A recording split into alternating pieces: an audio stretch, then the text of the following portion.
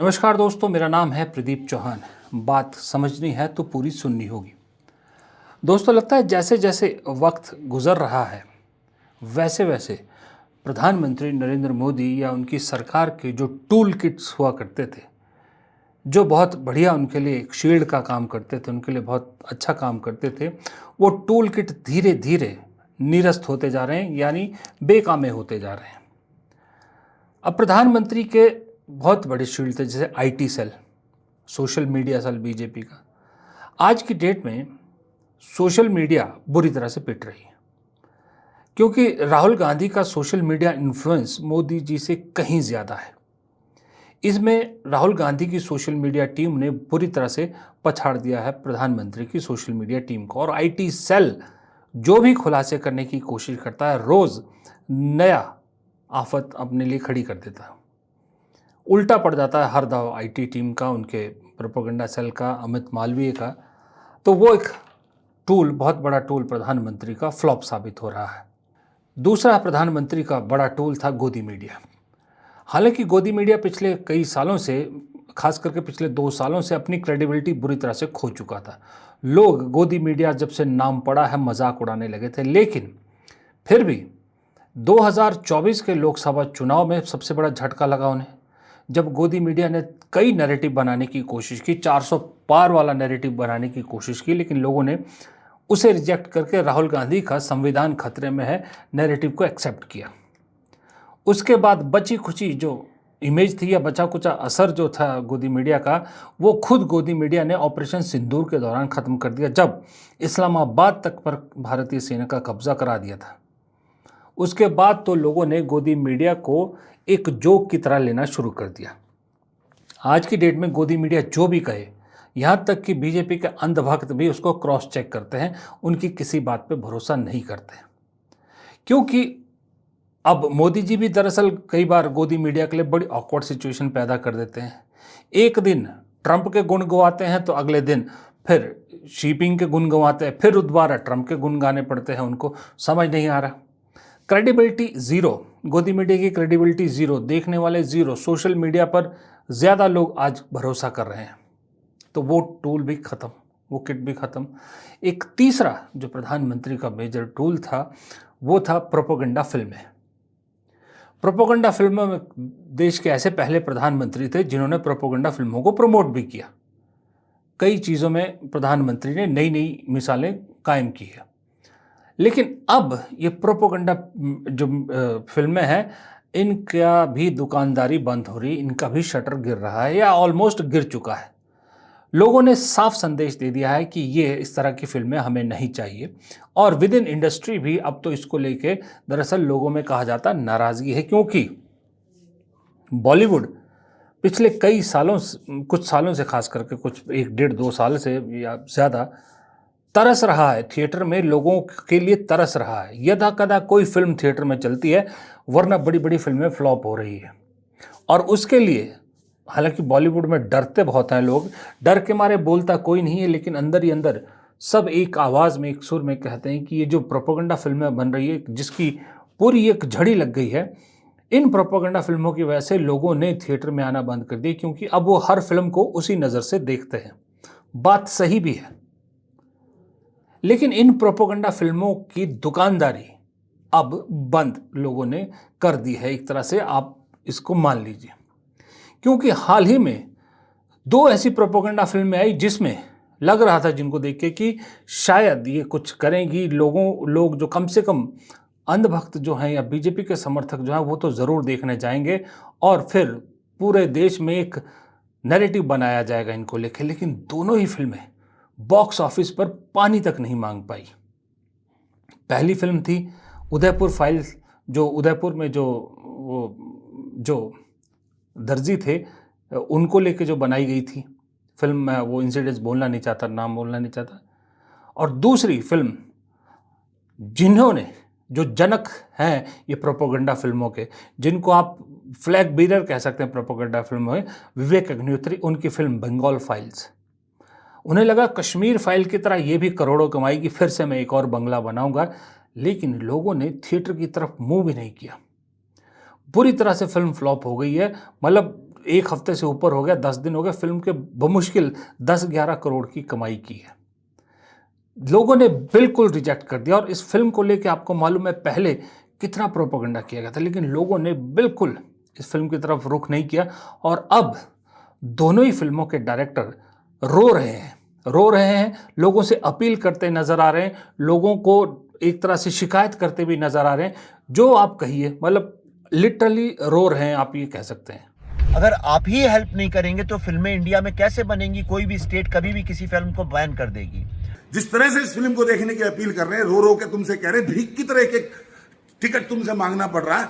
अगर ये फिल्म नहीं दिखाई गई तो ये इतनी बड़ी हार होगी हमारी कि आज के बाद दूसरा कोई विवेक अग्निहोत्री कभी भी इस तरह की फिल्म बनाने की हिम्मत नहीं करेगा। कैसे करेगा? अगर आपका बिजनेस ही नहीं हो रहा, अगर आपकी फिल्म ही नहीं चल रही है, और फिल्म नहीं चलेगी तो आइंदा फिल्म कैसे बनेंगी?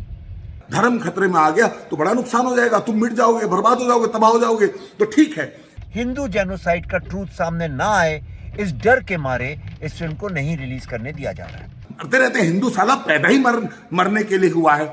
तो मैं आपसे फिर से एक बार रिक्वेस्ट कर रहा हूं, प्लीज आप हमारे साथ खड़े होइए। आप एक बार हमारे साथ खड़े होकर तो देखिए मैं कितना लड़ता हूं। मैं चुप होने वालों में से नहीं हूं। तुम्हें क्या फर्क पड़ता है? जिस दिन तुम्हारी गर्दन कटेगी उस दिन भी कोई कुत्ता रोने वाला नहीं है। आज ही हमारे साथ हो रहा है, कल आपके साथ होगा। अब समस्या ये है कि इसमें मैं बिल्कुल अकेला पड़ गया। कोई भी इंटेलेक्चुअल, कोई भी मीडिया, कोई भी आके ये नहीं कह रहा है कि हम तुम्हारे साथ लड़ने को तैयार हैं।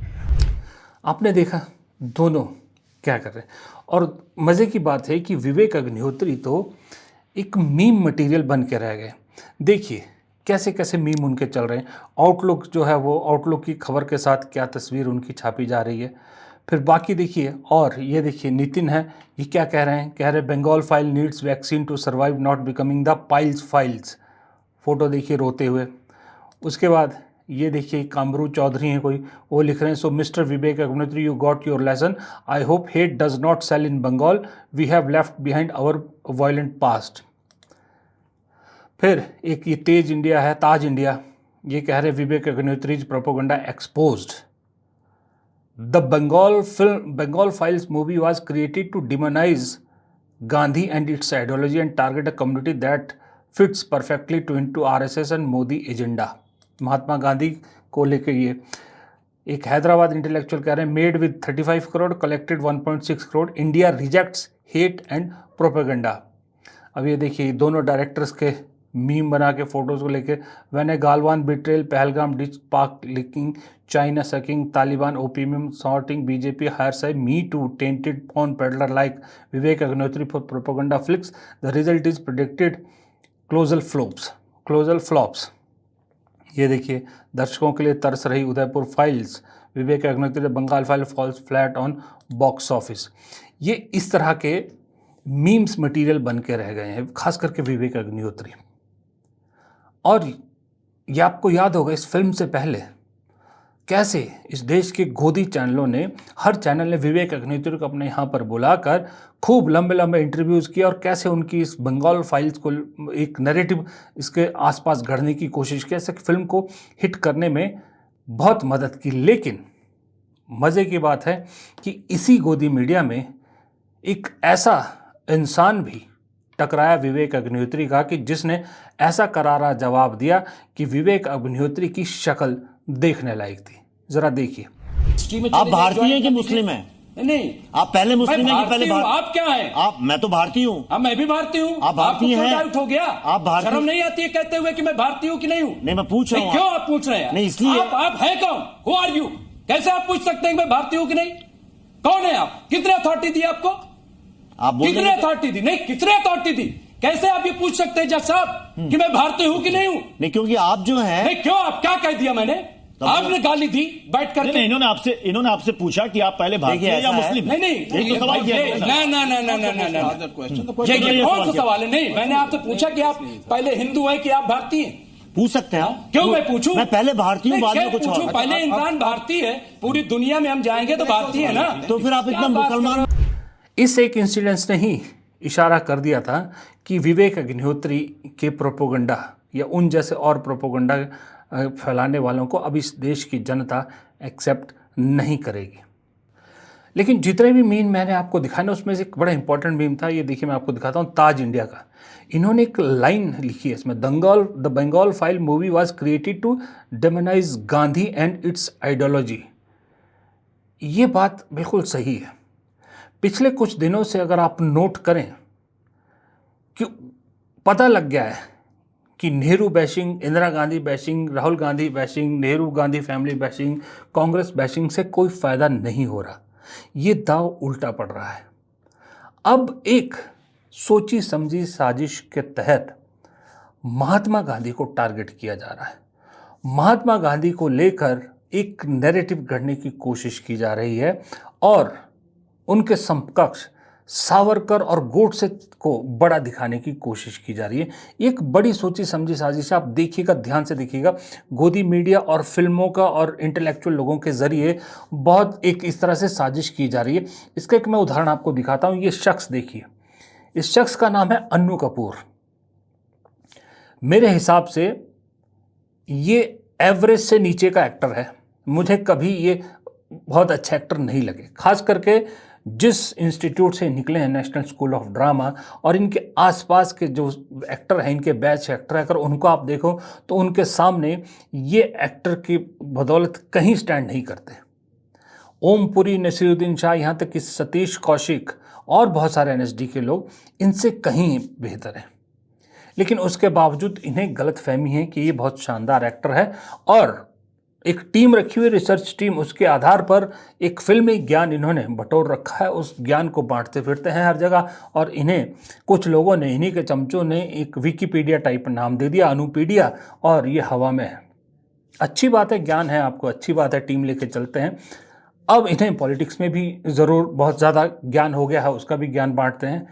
तो इनको पिछले काफ़ी समय से मैं देख रहा हूँ कि एक सिस्टमैटिक तरीके से ये गांधी को बदनाम करने की कोशिश कर रहे हैं या गांधी की कंट्रीब्यूशन को कमतर करने की कोशिश कर रहे हैं। हाल ही में एक चैनल है TV9 भारतवर्ष, गोदी चैनल है, वहाँ पर बाकायदा अनु कपूर को बुलाया जाता है और महात्मा गांधी को लेकर एक पूरा एक सेगमेंट जो है वो इनसे सवालों का रहा, जहाँ एक सिस्टमैटिक तरीके से एक लिमिट इनसे भी नहीं क्रॉस कराई, लिमिट तक रह के महात्मा गांधी के कंट्रीब्यूशन को और महात्मा गांधी को डिमोनाइज करने की कोशिश की गई।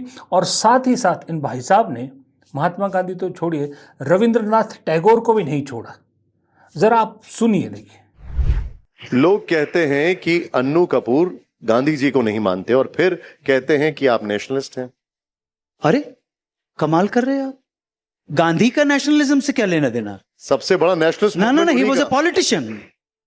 He was a politician. Who says? He was a politician. And nothing wrong being a politician at all. Who made him politician? The people of this country. And who made him, who gave him title as the father of the nation? There is no provision in our holy constitution. Nobody can be called the father of the nation. Our mother is Bharat Mata. Nobody else. Annu ji, आप आजादी की लड़ाई का नायक किसे मानते हैं? जी, आजादी की लड़ाई का नायक किसे मानते जो मर गए हैं वो नायक थे। शांति निकेतन में प्रवास था महात्मा गांधी का। ये संयोग से महात्मा नाम भी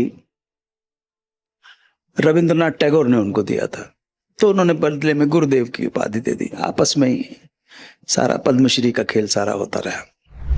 बताइए, ये जो पूरी बात सुनी, मैं 2 सवाल पूछना चाहता हूँ, या 2 सवाल पे मुझे ऑब्जेक्शन है। पहला, इन्होंने कहा कि महात्मा गांधी को महात्मा, रविंद्रनाथ टैगोर ने कहा टैगोर को जो है इन्होंने वो उपाधि दी, और कहते हैं वो पद्म भूषण का लेन देन चल रहा था या आपस में ही लेन देन चल रहा था। महात्मा गांधी तक तो ठीक था, आप रविंद्रनाथ टैगोर को भी जो है वो बदनाम करने की कोशिश कर रहे हैं या उन्हें कमतर करने की कोशिश कर रहे हैं। और यहाँ आपने बता दिया कि आपका दर्द क्या है।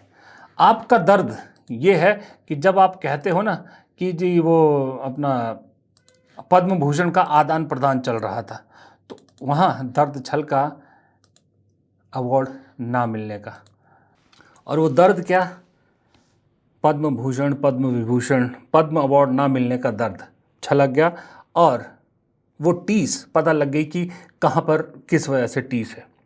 दूसरा मेरा सवाल ये कह रहे हैं कि राष्ट्रपिता नहीं होता, और इन्होंने इसी में कहा, इस इंटरव्यू में भी कहा था कि राष्ट्रपति भी नहीं होना चाहिए, लेकिन ये कहते हैं मेरी माता भारत माता। ये कहते हैं संविधान में कहीं राष्ट्रपिता नहीं लिखा, तो संविधान में तो भारत माता भी नहीं लिखा है। भारत माता है, आपको कैसे पता? कैसे पता कि हमारा जो देश है फीमेल है? बहस लंबी है ये, मैं इस मुद्दे पर बहस नहीं छेड़ना चाहता, लेकिन मेरा सवाल है कि आप कहते हैं राष्ट्रपिता नहीं हो सकता, तो भारत माता कैसे हो सकती है? मुझे ये बताइए। भारत माता हो सकती है, राष्ट्रपिता वो नहीं हो सकता। इसका कोई जवाब अगर अनु मलिक दे दें तो मैं भी जरा अपना ज्ञानवर्धन कर लूँ कि भारत माता कैसी होती है। और दूसरी बात, ये शख्स ज्ञान बांटता है भारत माता पे, ये ज्ञान बांटता है राष्ट्रीयता पे, ये ज्ञान बांटता है देश प्रेम पे, मेरी माता भारत माता। खुद की पत्नी भी अमेरिकन, बच्चे भी अमेरिकन, खुद का पूरा परिवार अमेरिकन, और दूसरों को ज्ञान बांटता है स्वदेश का, प्रेम का, भारत माता से प्रेम का। ये तो ठीक वैसे ही नहीं है जैसे बीजेपी के नेता दूसरों के बच्चों को कहते हैं कि मस्जिदों के आगे हुड़दंग मचाओ, हिंदू राष्ट्र बनाओ, लेकिन खुद के बच्चे विदेशों में पढ़ते हैं। ठीक उसी तरह का कैरेक्टर अनु कपूर जी का भी है। अब अनु कपूर जी से एक सवाल और पूछा गया। देखिए सवाल भी कैसे पूछा जाता है। 4 प्रधानमंत्री के नाम बताएगा, उसकी रैंकिंग करनी थी। जवाहरलाल नेहरू, इंदिरा गांधी, अटल बिहारी वाजपेयी, नरेंद्र मोदी। सबसे पहला तो ये मुझे सीक्वेंस ही समझ में नहीं है, अटल बिहारी वाजपेयी मनमोहन सिंह से ऊपर कैसे आ सकते हैं? मुझे समझाइए पहले, क्या अचीवमेंट थी अटल बिहारी वाजपेयी की सिवाय इस देश पे कारगिल वॉर थोपने के? अब लोग कहेंगे परमाणु परीक्षण किया, उससे पहले इंदिरा गांधी कर चुकी थी वो तो, पर फिर भी डाला इन्होंने 4। तो वहां भी भाई साहब ने पहले नंबर पे इंदिरा गांधी को रखा, इमरजेंसी का जिक्र भी किया। दूसरे नंबर पे अटल बिहारी वाजपेयी, तीसरे नंबर पे नेहरू। बताइए अटल बिहारी वाजपेयी नेहरू से ऊपर है इनकी नज़र में, फिर मोदी जी। तो ये इस तरह के लोगों को इस तरह के जरिए, और विवेक अग्निहोत्री ने जो अपनी फिल्म में गांधी को लेकर एक कहा, गांधी की स्टेटमेंट को आधा काट के जो है वो उसको बताया कि गांधी ऐसा बोलते थे। वो सारी कहानी आप सुन लेना, मैं बोलूँगा तो लंबी खिंच जाएगा वीडियो। लेकिन सवाल मेरा ये है कि अब धीरे धीरे गांधी पर ये बात आ गई है, और जिस तरह से नेहरू और कांग्रेस को लेकर अब बच्चों के टेक्स्ट बुक में, एनसीईआरटी के बुक्स में झूठी कहानियाँ, झूठे तथ्य डाले गए हैं। धीरे धीरे आपको महात्मा गांधी के बारे में भी बहुत से झूठ इन बुक्स में दिखेंगे। अब आप हैरान हो गए, एनसीईआरटी की बुक में इस देश के पार्टीशन के लिए 3 लोगों को जिम्मेदार ठहराया जा रहा है, अंग्रेज़, मुस्लिम लीग और कांग्रेस। अब इसमें थोड़े वक्त बाद अगर आपको महात्मा गांधी नाम भी दिखे तो हैरान मत होइएगा। इस देश में मुगलों का चैप्टर टेक्स्ट बुक से हटा दिया गया है। आप बच्चों को पढ़ाएंगे, ये ताजमहल है, ये लाल किला है, ये कुतुब मीनार है, बनाए किसने थे ये बता देंगे आपको, लेकिन क्यों बनाए थे ये बच्चों को कैसे पता लगेगा जब मुगलों का कुछ जिक्र ही खत्म आप कर रहे हो। तो बच्चे अपने देश के इतिहास को क्या समझेंगे? क्या आने वाली पीढ़ियां इस देश के इतिहास को समझेंगी? ये तो मुगलों की बात है, बात तभी मैं तो महात्मा गांधी की कर रहा हूँ कि जो शख्स अन्नू कपूर कहता है कि इस देश की आज़ादी में उनका योगदान था जो मर गए, महात्मा गांधी के योगदान को मानने को तैयार नहीं है अन्नू कपूर जैसा, जो अपने आप को सेलिब्रिटी कहता है, और बाकायदा उसके लिए मंच तैयार किया जाता है एक मीडिया हाउस द्वारा, मीडिया चैनल द्वारा, और जानबूझ के ये सवाल पूछे जाते हैं क्योंकि उनको मालूम था कि अन्नू कपूर ये बोलेंगे, क्योंकि वो पहले भी बोल चुके हैं, वही चीज़ अपने चैनल के मंच पर बुलवाते हैं। तो ये एक सोची समझी साजिश है इस देश के क्या दुनिया के 140 देशों में जिसकी मूर्ति लगी हो, जहां वो गए भी नहीं वहां भी उनकी मूर्ति स्थापित की हो, दुनिया के लोग जिसके सामने झुकते हों, उस शख्स को बदनाम करने की और उस शख्स के अहमियत को कम करने की कोशिश की जा रही है। तो शर्म है ऐसी मीडिया पर और शर्म आती है ऐसे प्रोपेगेंडा चलाने वालों पर। फिलहाल इस वीडियो में इतना ही। प्रदीप चौहान को दीजिए इजाज़त। नमस्कार।